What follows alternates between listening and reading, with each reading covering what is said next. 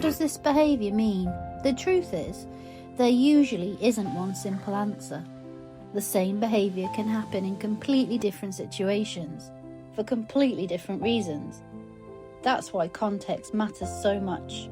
I'm not an equine behaviourist. I'm simply sharing what I've been learning alongside Penny.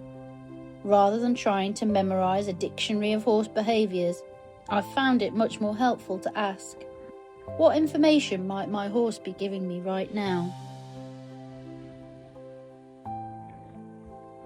Penny?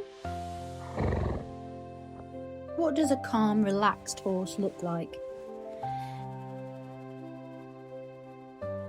For me, it isn't one behaviour. It's lots of little behaviours working together.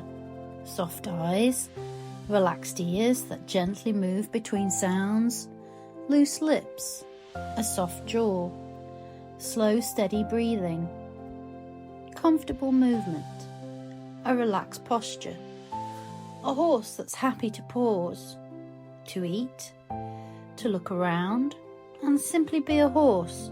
No single behaviour tells us they're relaxed. It's the whole picture. What does an inquisitive horse look like? An inquisitive horse often looks different. The ears become more focused, the eyes become interested, the neck stretches forwards, the nostrils investigate, they might sniff, pause, reach, turn their head, touch something, walk towards it. Sometimes they even snort while investigating. Rather than reacting immediately, they're gathering information. Before horses react, they observe, watching, listening, smelling, feeling, collecting information. Often, their body tells us what they're thinking long before a bigger behaviour appears. What they notice. Ears. Forward, to the side, one ear on me, one ear on another horse, listening, changing attention, gathering information. The ears are one part of the conversation, not the whole story. Eyes, soft, wide, blinking, looking away, looking towards something. They're another clue, not a diagnosis. Head turns. Sometimes Penny turns her head because she's noticed something. Sometimes she's listening. Sometimes she's investigating. But sometimes turning away can also tell us something. Perhaps she's uncertain. Perhaps she's avoiding something. Perhaps she's simply had enough. Once again, it's the whole picture that matters. How they feel. Breathing. A deep sigh. A slow breath out. Holding the breath. Breathing just a little faster. Tiny changes can tell us an incredible amount. The yawn. People often say she's relaxed. Maybe. Sometimes she is. But yawning can also happen after excitement, while processing, during uncertainty, or simply because she's tired. The yawn isn't the answer, it's information. Just like us, yawns can mean different things.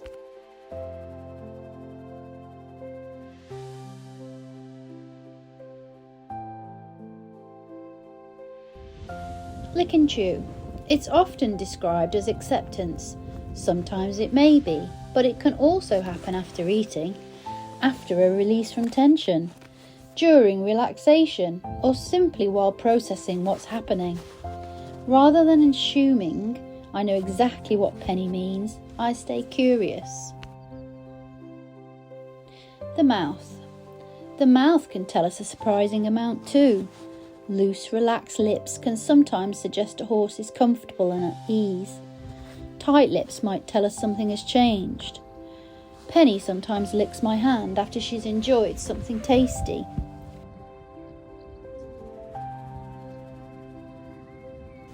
Sometimes she lip smacks after her horse licks or Alpha A oil breakfast. She gently investigates my pockets or nuzzles me to see if there's anything interesting. They're all different behaviours. Some may be about food, some curiosity, some simply part of how she explores the world. Again, another piece of information. Penny has lots of different snorts. A quiet, relaxed blow, a stronger snort while investigating something. Sometimes she's simply clearing her nostrils. The sound is similar, the information may be different. How they move. Weight shifts, tiny leans, stepping forwards, stepping away, freezing.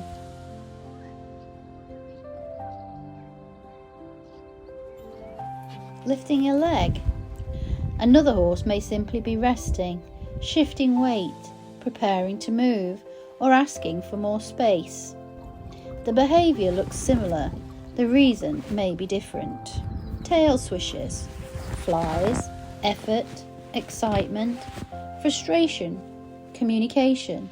Always look at the whole horse. What they do. Nuzzle. Penny sometimes gently rests her nose against me. Sometimes she investigates my pockets. Sometimes she simply checks in. I don't always know why, but I notice it. Asking for a scratch. One of my favourite conversations with Penny doesn't involve words at all. Sometimes she's quietly repositioning herself until I'm scratching exactly the place she'd like. She hasn't said a word, but she's communicated everything I needed to know.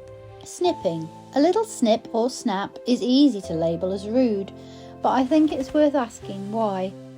Food, frustration, confusion, space. Understanding why helps us decide how to respond. The shoulder nip.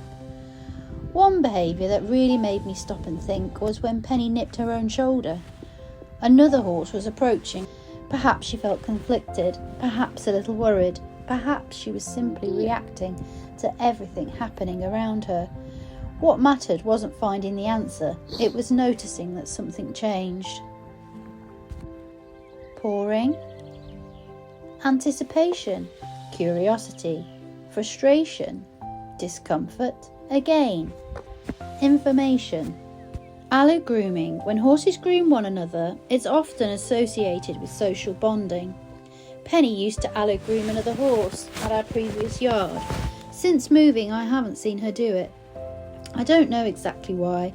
Perhaps her relationships have changed, perhaps the opportunities are different, or perhaps it's something else entirely. Once again, I've learned not to jump straight to conclusions. Rolling. Rolling can scratch an itch, help cool down, relieve pressure, or simply be part of being a horse. Watching the whole horse tells us far more than the roll alone. Bigger behaviours. Spooking, bucking, rearing. They don't all happen for the same reason. Fear, pain, frustration, confusion. Learned responses. Instead of asking, how do I stop this? I now ask, what happened just before it?